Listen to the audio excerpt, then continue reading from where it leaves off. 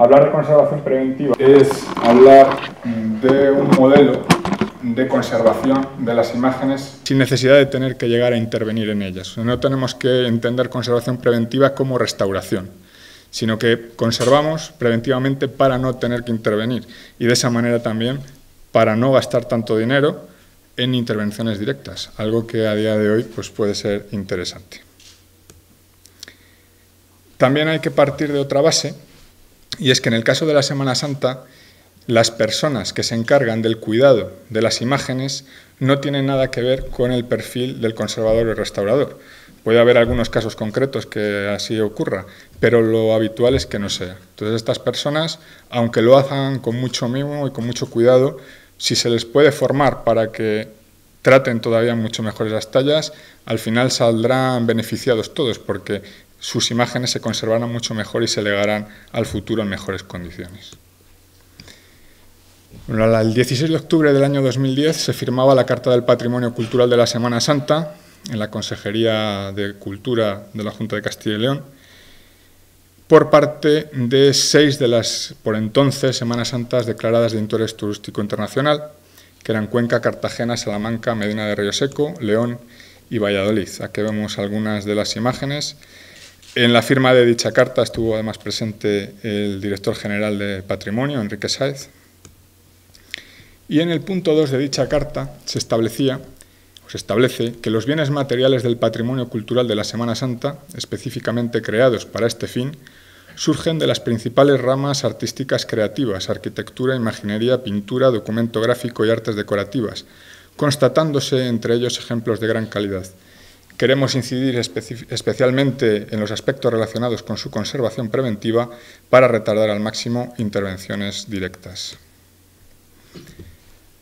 Si tenemos en cuenta que la procesión general de la Sagrada Pasión del Redentor es la procesión más importante, podemos decir, del mundo por la calidad de sus tallas, y que hace 2 años cumplía 200 años, pues creo que es de justicia el que el modelo que sea pionero para las procesiones españolas sea esta procesión. Los objetivos que tiene el proyecto son, por tanto, la sostenibilidad, el conocimiento profundo del estado de conservación de las obras y la relación de sus patologías con los factores de alteración, y la formación. La formación, como decía antes, de esas personas que están al cuidado de las imágenes. Vamos a ver ahora más detalles, pero todo esto está enfocado hacia lo que yo entiendo que es fundamental, que es garantizar su función. Muchas veces podemos entrar en controversias sobre si las imágenes hay que utilizarlas, no hay que utilizarlas, que hay que hacer copias. Bueno, si nosotros conseguimos que esas imágenes, o garantizamos que esas imágenes estén lo mejor tratadas posible, llegaremos a que estos temas no tengan que cuestionarse nunca. Bueno, los orígenes del proyecto, por un lado, son esa Carta del Patrimonio Cultural de la Semana Santa, pero tienen unos orígenes más remotos, concretamente en el año 2003, cuando empecé a documentar lo que eran montajes de pasos para el Instituto del Patrimonio Cultural de España. En estos 2 últimos años se ha creado también una coyuntura específica que hace posible el que se consiga hacer. Por un lado, el impartir las asignaturas de conservación preventiva en la Escuela de Arte Superior de Conservación y Restauración, la buena oportunidad que en lo que es el entorno de la Semana Santa plantea de cara a los alumnos para que se vean las posibilidades que ofrecen otros campos que no son estrictamente los museos, dado que la conservación preventiva se suele enfocar excesivamente al tema de museos, y porque esas obras que forman parte de la Semana Santa tienen unas peculiaridades únicas. Son obras que se manipulan, son obras que salen a la calle, son obras que incluso pueden cambiar a lo largo del año de distintos emplazamientos. Es decir, son unas obras que para la conservación preventiva son un modelo perfecto. Bueno, aquí vemos alguna imagen de la toma de datos que he realizado con alumnos, tanto en las propias iglesias como con los propios pasos procesionales, como recorriendo las calles para hacer mapas, que luego mostraré. y en esta última están viendo uno de los momentos de la digitalización en 3 dimensiones, que bueno, es una de las partes que abordaré. Bueno, de esta forma, en principio tan simple, al final se ha creado una gran expectativa, porque el proyecto a día de hoy no deja de ser ya multidisciplinar. Estamos hablando de que entran pues, meteorólogos, iluminadores, ingenieros, conservadores, restauradores, arquitectos, historiadores del arte, etnógrafos, biólogos, y no descarto que próximamente de este proyecto puedan surgir otros que estén incluso inscritos en lo que son proyectos de I+D+I. Bueno, los medios empleados, tampoco voy a entrar muy en detalle. Quizás el más llamativo sea el último equipo, que además es portátil, para poder ver la humedad y la temperatura a distancia. Yo con este equipo SensoKit concretamente he podido ver los cambios que han sufrido las imágenes a la hora de salir a la calle directamente, sin necesidad de acercarme a los pasos profesionales, pero se han contado con metros láser, con termohigrógrafos, termohigrómetros, luxómetros, anemómetros, incluso GPS sobre vibrómetros para poder realizar la toma de datos. La procesión general del Viernes Santo ha cambiado desde su creación en el año 1810, pero sigue teniendo el mismo punto de origen, que es la iglesia penitencial de las Angustias, precisamente enfrente a este edificio que hoy nos acoge.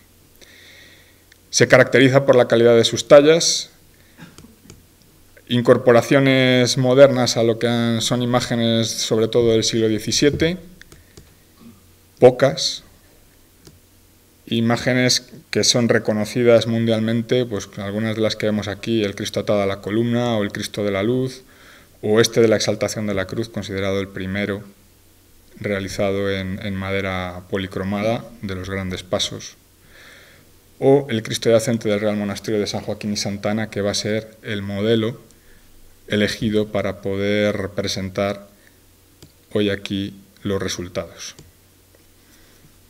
Esta imagen del Cristo yacente es conocida de sobra por todos y es una obra dentro del contexto de la procesión general del Viernes Santo, muy querida por los vallisoletanos, aunque somos pocos cofrades.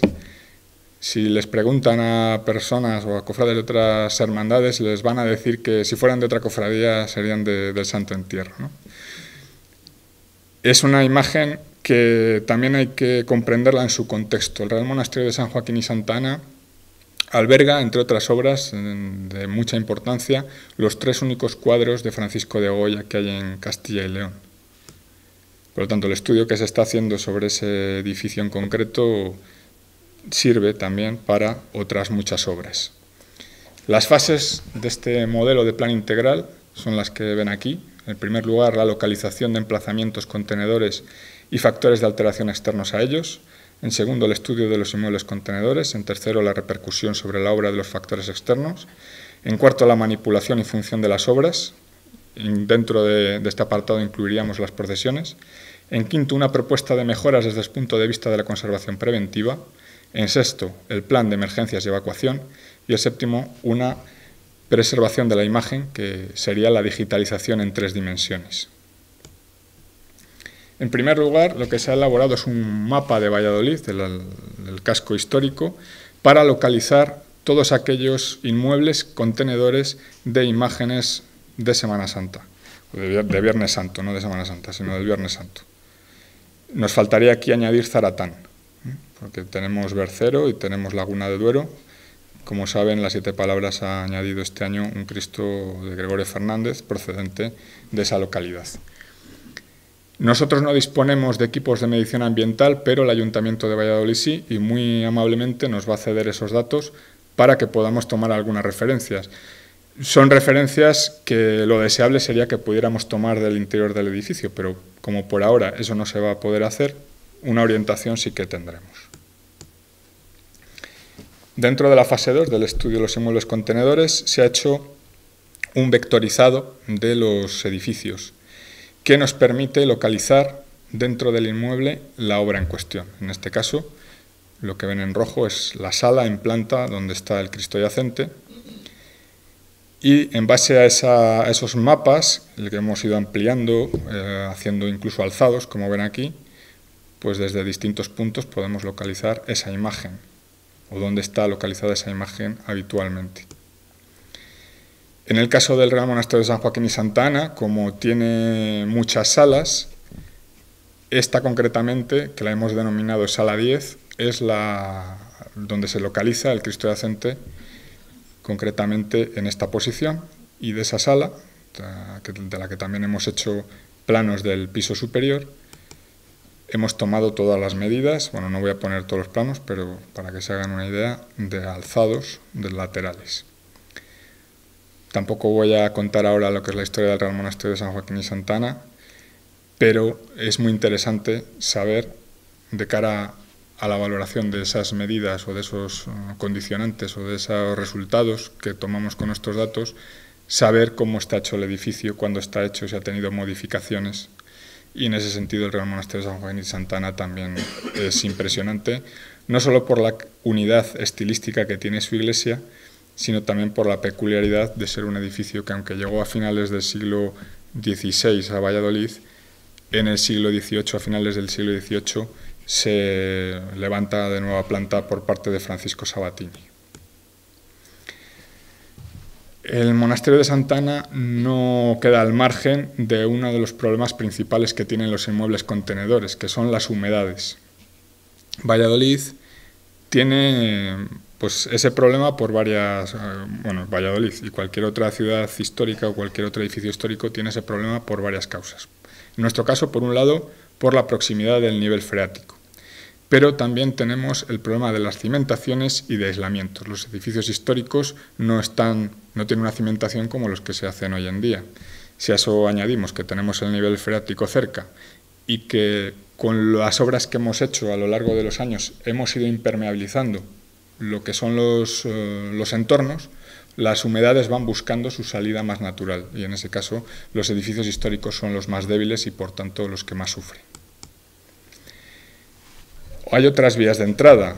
En el caso del Cristo Yacente, si tenemos en cuenta que está colocado en esta sala, este canalón ha estado durante un tiempo estropeado y es una de las razones por las cuales, sobre todo en forma de abanico, esas salas, tanto la del yacente como la que hay justo debajo, hayan sufrido especialmente el efecto de la humedad.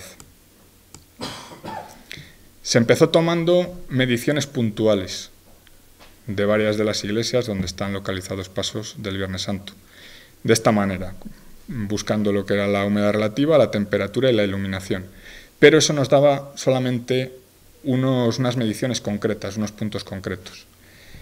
Por este motivo, pasamos después a hacer mediciones programadas, con las cuales nos ha permitido tomar datos sin necesidad de estar nosotros presentes, programar los equipos y que estén pues cada minuto, los que hemos dejado en iglesias han estado cada hora, pero cuando ha sido necesario tomar menos tiempo, pues han tomado también esas medidas a menos tiempo.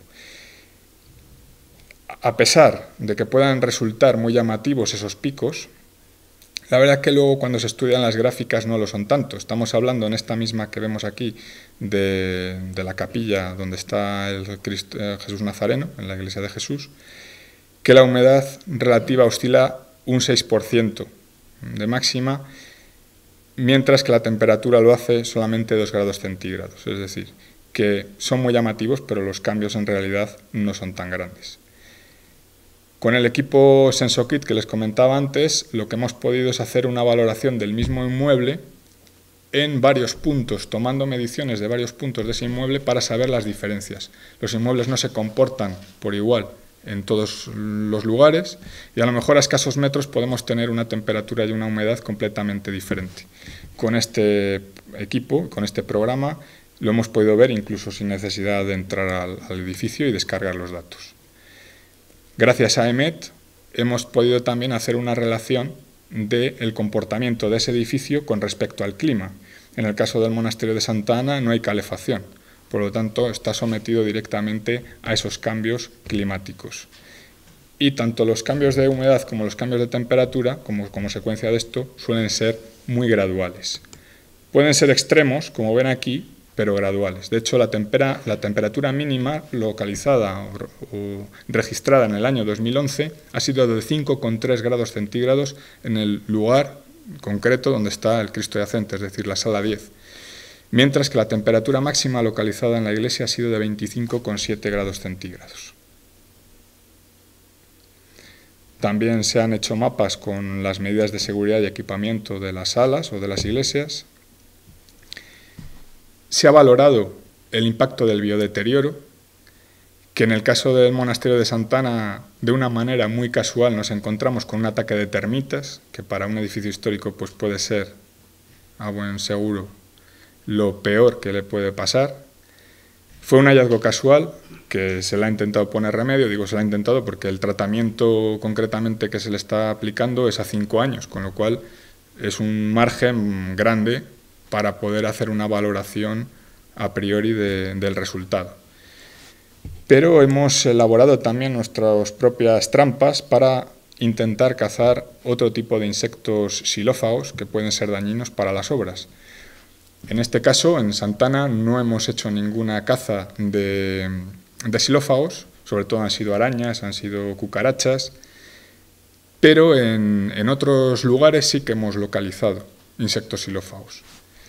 Ahora es el momento, en primavera es cuando se pueden intentar hacer esas cazas, así que si en algún caso tenéis sospecha de que pueden estar esas imágenes atacadas por insectos xilófagos, si nos lo decís podemos colocarlas ahora para saberlo, para intentar poder cazar alguno de estos carcomas sobre todo. La fase 3 es la repercusión sobre la obra de los factores externos. Por un lado, derivados de las condiciones ambientales, porque lo que sucede en el ambiente repercute directamente en las obras, sobre todo cuando estamos tratando de materiales como la madera, que son materiales higroscópicos, es decir, en función de los cambios que haya de humedad relativa del ambiente, van a captar humedad o a cederla. Y eso luego repercute pues, en que se le pueda caer algún fragmento de policromía, en que le puedan salir grietas, etc.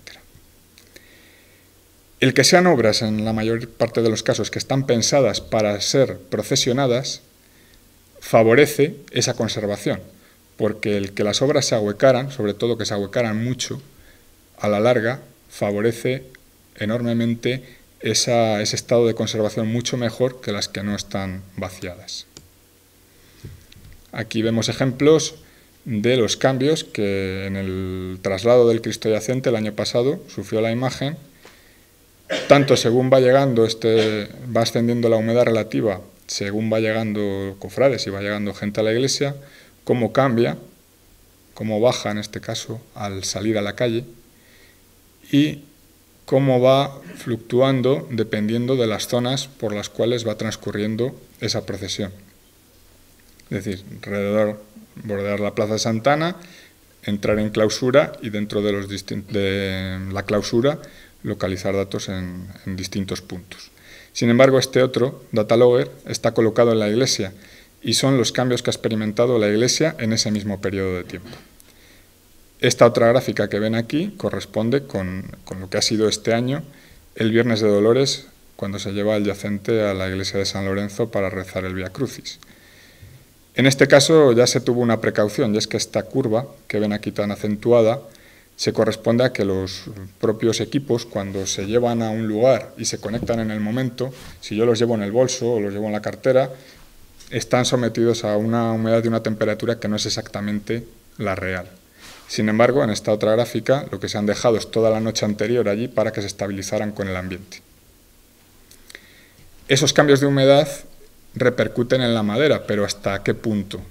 Bueno, pues para eso hay que medir la humedad de equilibrio. El año pasado, en la Escuela de Arte Superior de Conservación y Restauración, se impartió un curso de identificación de maderas, gracias al patrocinio de la Fundación Arcil, curso que es importante a la hora de poder trabajar con este tipo de equipos. Para que se hagan una idea, dentro de la madera de pino se pueden medir en distintos rangos, en este equipo y en otros. Entonces, si no se sabe exactamente qué madera es, los datos que se pueden estar tomando son erróneos. Por eso yo he colocado aquí las mediciones con los distintos rangos y después tienen en blanco con el que se correspondería. La humedad de equilibrio de la madera es de un 12%. Si partimos de este dato y lo tomamos como correcto, dado que la madera en un 98% de posibilidades es madera de pino de Soria, tendríamos un 9,6. Para llegar hasta el 12 tendríamos la diferencia de humedad de equilibrio que ha perdido esa madera como consecuencia del ambiente. Dato que, si lo pensamos un poco, podría llegar a ser contradictorio, porque las condiciones que tiene Santana no son precisamente de sequedad. Por eso, tanto en este aspecto como en otros muchos, vamos a seguir profundizando, porque es interesantísimo el valorar cómo son esos cambios realmente. De hecho, los estudios que hay serios sobre este tipo de obras no son obras del siglo XVII, sino que son proyectos industriales de madera de construcción. La iluminación, tanto la natural como la artificial, también pueden ser un factor de alteración importante, tanto por la cantidad, es decir, los luxes, como por los componentes que nosotros no vemos, porque no son perceptibles por el ojo humano, pero que están ahí, como es el ultravioleta o el infrarrojo, aparte también de poder elevar la temperatura. Hay también otra serie de factores, como son el propio uso de las imágenes o antropogénicos.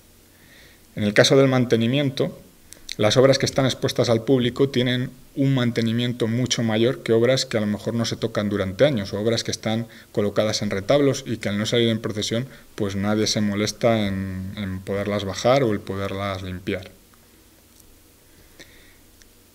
Hay algunas imágenes que tienen ciertos recovecos que puede que no sirva solamente pasarle un plumero, sino que habría que también recurrir a la microaspiración, como este equipo que ven aquí, que con sus accesorios nos permitan llegar a todos aquellos puntos. Dentro de lo que es el factor antropogénico, consideramos, por un lado, todo aquel daño que puede causar el hombre, tanto intencionadamente como inconscientemente, y dentro de lo que es inconscientemente estarían, ¿por qué no?, las restauraciones. De hecho, este detalle del Cristo yacente del Real Monasterio de San Joaquín y Santa Ana se puede apreciar claramente una serie de rayas que se hicieron con el bisturí cuando se limpió en los años 80. Este aspecto lo podemos también introducir o lo podríamos añadir a lo que es el factor antropogénico. En imágenes modernas se están dando otra serie de problemáticas, y es que obras que durante siglos se han conservado estupendamente, hay otras que con pocos años de existencia están dando grandes problemas, sobre todo de grietas. Por secado deficiente, por ahuecado insuficiente de lo que es el embonado, por las colas que puedan ser higroscópicas, una relación entre todos los factores, pues es difícil, sin la colaboración de los escultores, poder llegar a establecerlo, pero seguramente sea una relación de todos esos factores. Bueno, aquí tenemos los ejemplos de las mediciones tomadas en el Cristo de la Humildad. Cristo que, dadas esas condiciones ambientales, se han visto obligados a colocar un deshumidificador. Y estamos hablando que cada 2 semanas se extraen o se obtienen de esa garrafa que se llena con el deshumidificador de 25 litros de agua, que por otro lado tampoco son nada alarmantes. Si pusiéramos 3 equipos podríamos estar todavía quitando mucho más. Eso es lo que ha hecho que se haya cambiado el Cristo de ubicación. En cuanto a la fase 4, la manipulación y función de las obras, una parte importante es el montaje. Dentro del montaje he podido observar pues, que es el mimo, el cuidado con el que se trata. Incluso hay veces, aquí vemos un detalle de la Cofradía de la Tabla Columna, que si pusiéramos en sus cazadoras un rótulo de una empresa de transportes especializada, pues pasarían por ellos, porque incluso los guantes que utilizan son guantes con perfil de goma. O sea, es mucho el cuidado que tienen, mucha la planificación, como es esta bajada del Cristo de la Luz. Incluso otros sistemas que se han ido cambiando, como el del Jesús de la Esperanza, que hasta hace 2 años se hacía con polea, con polipasto, y que ahora se ha buscado otro sistema con una plataforma rodante. En el Cristo de las Mercedes, que aquí estamos viendo cómo se coloca después del pequeño incidente que hubo hace una semana antes de la Semana Santa. Y con este crucificado en concreto, pero con el resto de crucificados, pues hablará concretamente con las cofradías, porque sí que puede que sea donde se puedan hacer más modificaciones o muchas más mejoras. Otro factor son los besapiés. El Cristo yacente del monasterio de San Joaquín y Santa Ana tuvo un besapié en su momento. Ya no, a día de hoy no lo tienen, lo que no quita que se pueda volver a hacer en otra ocasión. Pero sin lugar a dudas es el de Jesús Nazareno el más importante o el que más repercusión tiene. Aquí estamos viendo la gráfica de este año, de los cambios de humedad y de temperatura, donde lógicamente tanto la concentración de personas como que fueron días donde llovió, pues hacen que la humedad relativa sea más alta. Los recorridos de incorporación y retorno y el recorrido oficial se han estudiado desde varios puntos. Con estos mapas nos han servido para hacer un plan de evacuación de las procesiones, pero también para estudiar lo que es las vibraciones. En principio no teníamos pensado colocar sensores dentro de las carrozas, pero cuando se hicieron esta serie de mapas surgía la duda de si verdaderamente eran correctos o no, es decir, si las vibraciones que podíamos encontrar se podían corresponder con esos mapas elaborados de antemano. Y hemos podido ver que sí, lo cual pues no deja de ser gratificante. En concreto, quédense con este punto, que está rodeado aquí en rojo, pero se hace una diferenciación tanto en lugares de adoquinado como en zonas asfaltadas, como banzos, como zonas mixtas. Eso, tanto en el recorrido de incorporación y retorno, que es este de aquí, este es el de incorporación, este es el de retorno, y el de la procesión general, que serviría para cualquier cofradía, que es el que hemos visto anteriormente. Ese factor de las suspensiones va a condicionar el que haya unas vibraciones u otras. Por eso se han hecho mediciones en distintos tipos. La del Cristo yacente, que este es el modelo que aprobó el Cabildo General, boceto, que aprobó el Cabildo General en su momento. Tengo el seguimiento de todo el montaje. Es la única que tiene como suspensiones ejes de torsión. Otras tienen suspensión de ballestas, otras tienen suspensión fija. Pero esta es la única carroza que tiene los ejes de torsión. Y en este punto, pues, fue una suerte el poder realizar en la noche del Martes Santo un simulacro de procesión general del Viernes Santo en previsión de que pudiera llegar a llover y no se pudieran tomar esos datos. Y hay que agradecer nuevamente al Ayuntamiento y también a la cobertura que nos dio la Policía Municipal para poder realizar este ensayo y tomar todos los datos correctamente. El recorrido se hizo quizás un poco más deprisa de lo habitual, porque tampoco era plan de cortar las calles más de lo necesario, pero esos datos obtenidos colocando los sensores en distintos puntos son los que nos han permitido el tomar estas gráficas. La mayor vibración, que es esta que ven aquí, gracias luego a un GPS, nos permite localizar, y es ese punto que les decía antes que recordaran. Ese tramo concreto, esa zona concreta, se corresponde a la entrada en Fuente Dorada, donde se lleva más velocidad después de haber subido la bajada de la Libertad, y donde hay que hacer un pequeño quiebro para coger el banzo, que aunque está tallado en la propia piedra, si no se toma con la suficiente precaución, pues puede pasar esto. Sabiéndolo, ya sabemos que en ese punto habría que ir un poco más despacio, hacer esa maniobra un poco más lenta. Pero bueno, los equipos son sensibles, registran todo, registran como pues, aquí estamos viendo el adoquinado que tenemos justo de frente al Teatro Calderón. Y esta es la gráfica del SensoKit tomada el Viernes Santo, donde la Cofradía del Santo Entierro pudo participar hasta la Plaza Mayor. En la Plaza Mayor tuvo que retornar a su sede acortando el recorrido oficial debido a la lluvia. Se han hecho comparativas entre el llevar los pasos a hombros y llevar los pasos en ruedas, sobre carrozas. En este caso, en el traslado del Cristo yacente del Sábado Santo, los picos se ha podido comprobar gracias al GPS que se corresponden con los momentos donde se colocan las horquillas. son unas andas que no tienen patas y por lo tanto cuando se hacen los descansos o cuando se hacen los relevos hay que colocar esas horquillas para que se hagan esos cambios. Bueno, pues el mayor pico hemos podido comprobar que se da justo en este punto, en esta esquina, que es el primer relevo de los malditos, que es como nos llamamos los que llevamos el Cristo, de manera cariñosa. Bueno, en el caso de andas se han hecho ensayos también, por ejemplo, con la Cofradía de las Angustias, esta es la gráfica. Se han hecho con otras carrozas, esta es la de Jesús Nazareno, una carroza que tiene toda la pinta de ser muy pesada. Viendo esta gráfica, yo no sé, creo que estaba por aquí Ernesto antes, no sé dónde estará, pero nos lo podría corroborar.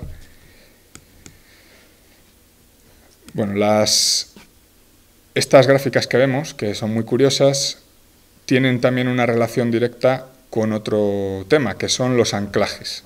Si las carrozas vibran, no quiere decir que las imágenes vibren lo mismo. Seguramente, si una imagen está mal anclada, pueda vibrar mucho más.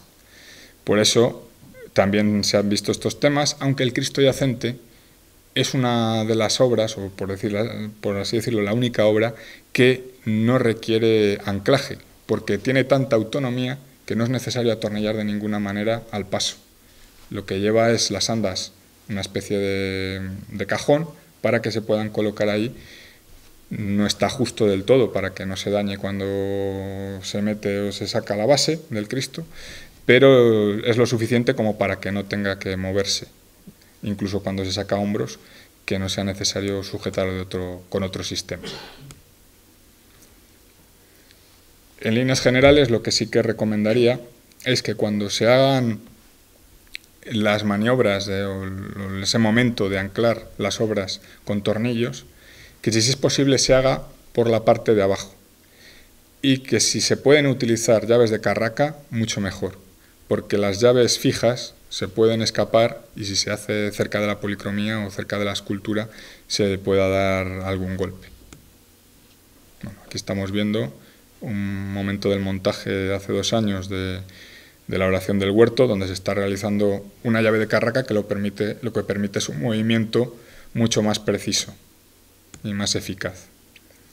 Dentro de la iluminación, todas las carrozas llevan iluminación, tanto de velas como eléctrica.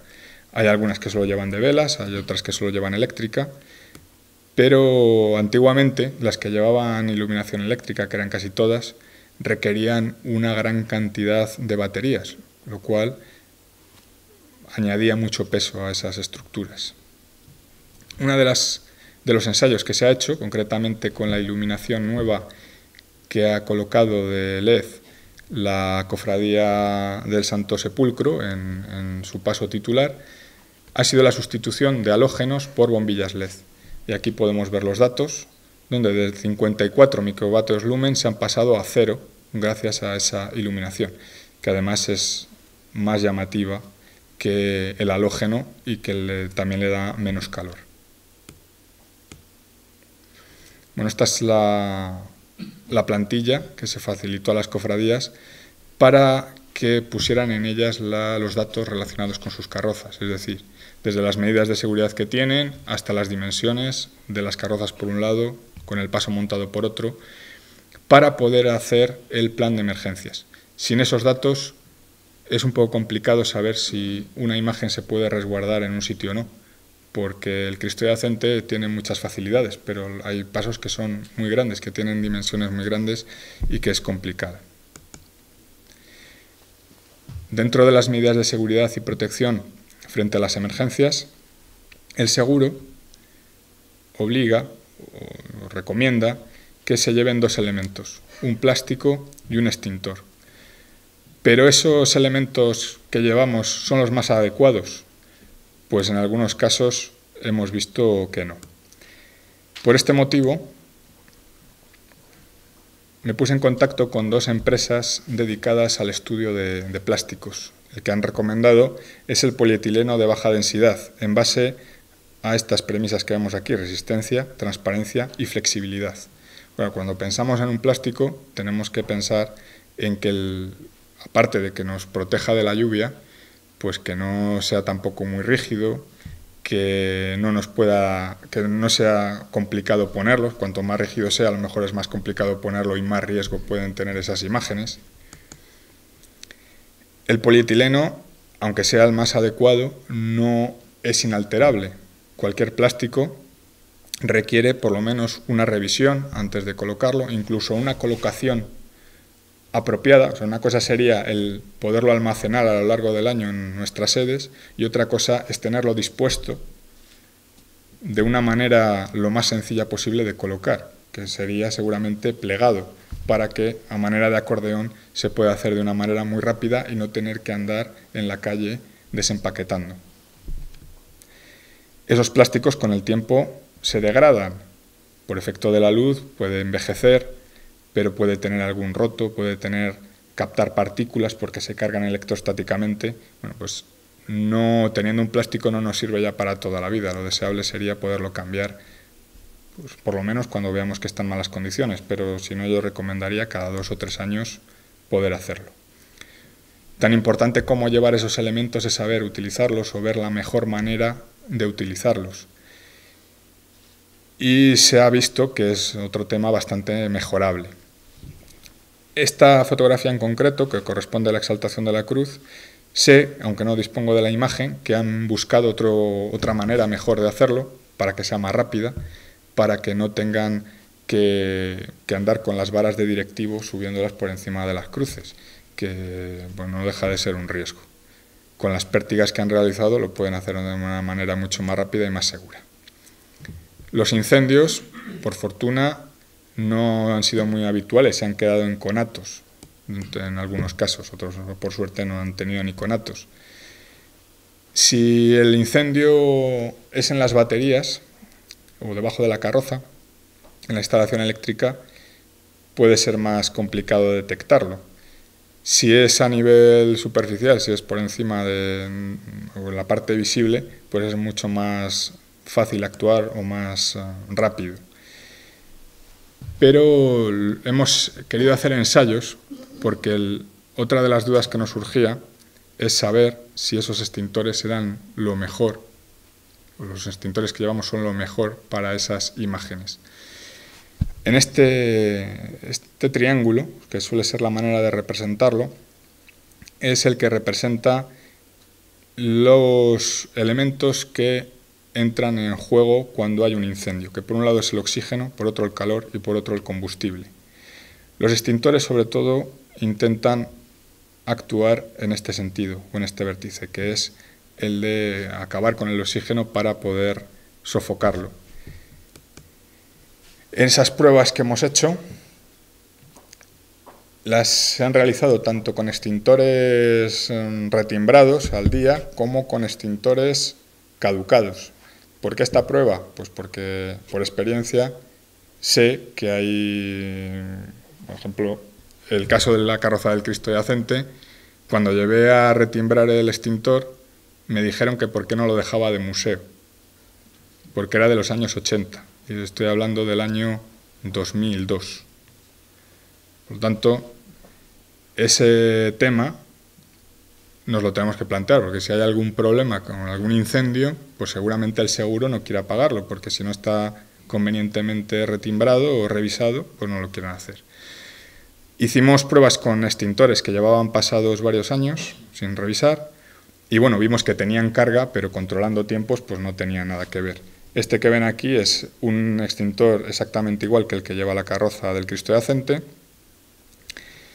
y haciendo esa prueba surgieron varias dudas. Por un lado, sobre la obra, sobre la maqueta que realizamos la prueba, hubo una marca clara entre la zona protegida y la zona que no estaba protegida, con lo cual parte de la pintura se había visto afectada. Y efectivamente, tomando muestras de ese polvo, analizando el pH, vimos que es un pH muy ácido, que para la policromía pues no es lo ideal. Y otro problema que tienen ese tipo de extintores, los extintores de polvo ABC, que son los más habituales, es que se pueden comportar como un microabrasímetro. Es decir, si yo lo utilizo puntualmente en una zona, me estoy llevando parte de la policromía y no lo voy a ver hasta que retire ese resto del polvo. Esto motivó que nos pusiéramos en contacto con Crespo, con Extintores Crespo, que muy amablemente nos permitió hacer pruebas allí en su nave con otro tipo de extintores. Hicimos pruebas sobre todo con CO2, que aunque no es el extintor perfecto, tiene la ventaja de que una vez que pasan sus efectos, que es invisible. Sin embargo, con un extintor de polvo nos podéis hacer una idea de la que se monta. Eso con independencia de que las personas que vayan en las carrozas deberían saber usar un extintor. Ahora vamos a ver el caso concreto de lo que sucedió en Santiago, que es muy ilustrativo. Hay otro tipo de extintores que los expertos los denominan de gases raros, que son mucho mejores, pero que en algunos casos pueden llegar a costar hasta 500 euros, incluso más, porque fluctúan, no tienen un precio fijo. Dependiendo de cómo esté cotizado ese gas en ese momento, pueden ser más caros o más baratos. Bueno, la cofradía que ande muy sobrada de dinero, pues a lo mejor se lo puede plantear, pero quizás con llevar dos extintores, uno de CO2 y uno de polvo, el de CO2 para utilizar en un primer momento y el de polvo, pues si se ve que no se puede controlar de esa manera, sea suficiente. Y les hablaba del Cristo de las Mercedes, porque aunque nosotros hicimos pruebas con obra que no es real, hemos podido ver los resultados en una obra que además participa en la procesión general del Viernes Santo. Un incendio producido por una vela que accidentalmente cae sobre una tela que decoraba este altar y que rápidamente se propaga. La persona que estaba cerca del fuego, el sacristán, al no saber utilizar el extintor, intentó apagarlo con las manos. Por fortuna, las quemaduras que tuvo pues tampoco han sido muy graves. Las señoras que estaban tuvieron la suficiente, la reacción apropiada por lo menos para salir a la calle y pedir ayuda, con tan buena suerte que había policías muy cerca. Los policías entraron, apagaron el incendio. Si no llega hasta la policía, pues quién sabe lo que hubiera podido pasar. Bueno, eso es el resultado del polvo, que es un polvo, el polvo ABC de los extintores, es muy adherente y que en algunos casos pues, son claras las acumulaciones que se llegan a hacer en las zonas rehundidas. Pasamos a la fase 5, que serían las propuestas de mejoras desde el punto de vista de la conservación preventiva.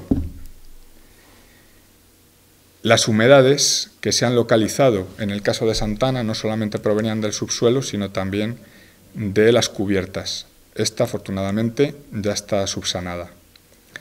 Dentro del control de plagas se continúa con el tratamiento a 5 años, que está hecho con hexaflumurón, y que afectan a la obra. Tenemos, por un lado, una propuesta de barreras físicas, que la cofradía las tiene, solamente sería colocarlas, los mismos tensabarrier. Es una obra muy accesible.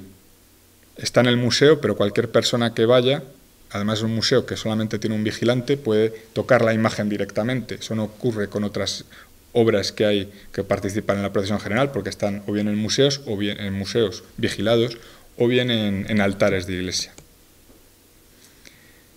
Dentro de la manipulación, el Cristo yacente es la imagen más sencilla de manipular, porque tiene mucha autonomía, tiene una peana, por la cual se puede sujetar bien, cosa que no ocurre con el resto de obras. Hay imágenes que son muy complejas de manipular.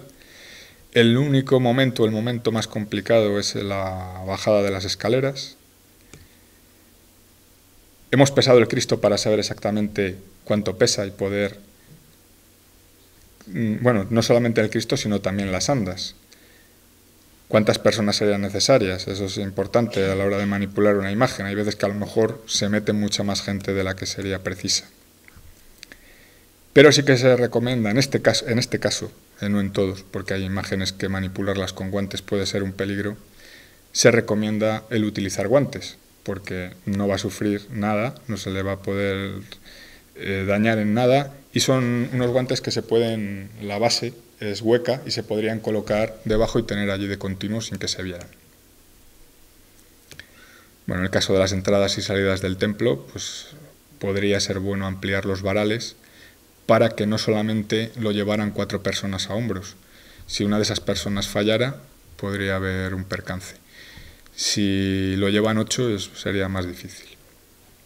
O las andas de la carroza, que son bastante pesadas, se podría estudiar el aligerarlas haciendo una estructura de aluminio para que cueste menos.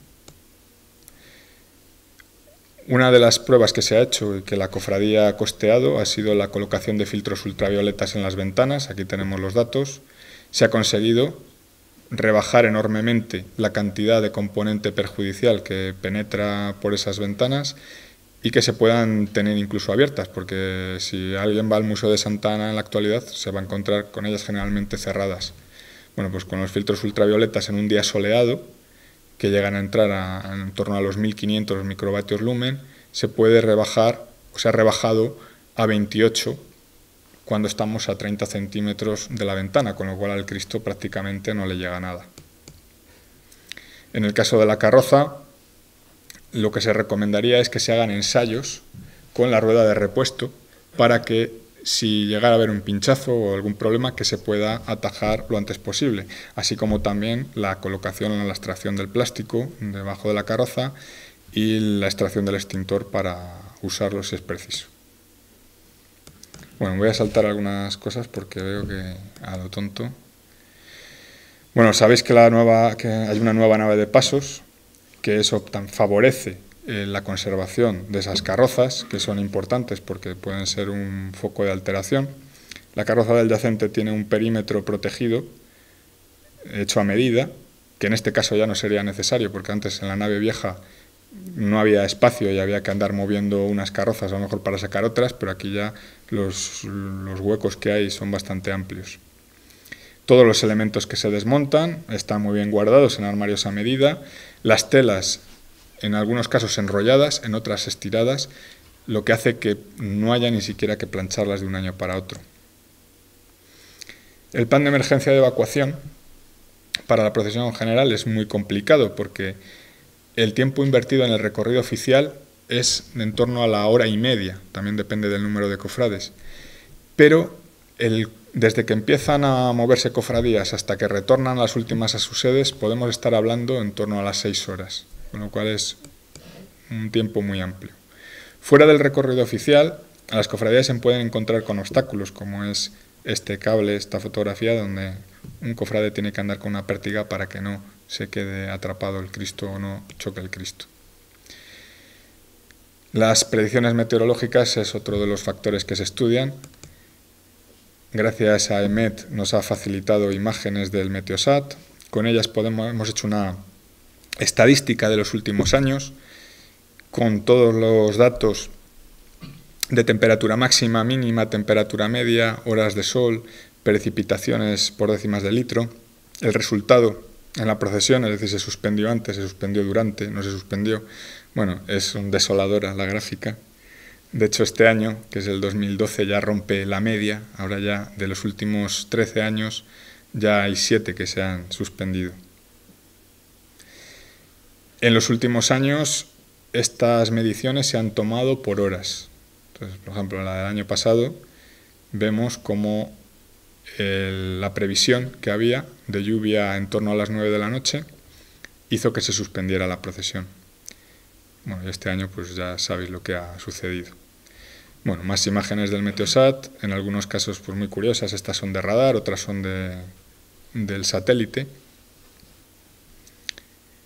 Este es el plan de emergencias y de evacuación propuesto para la cofradía del Santo Entierro, en el recorrido de incorporación y retorno. Este es el de la procesión general.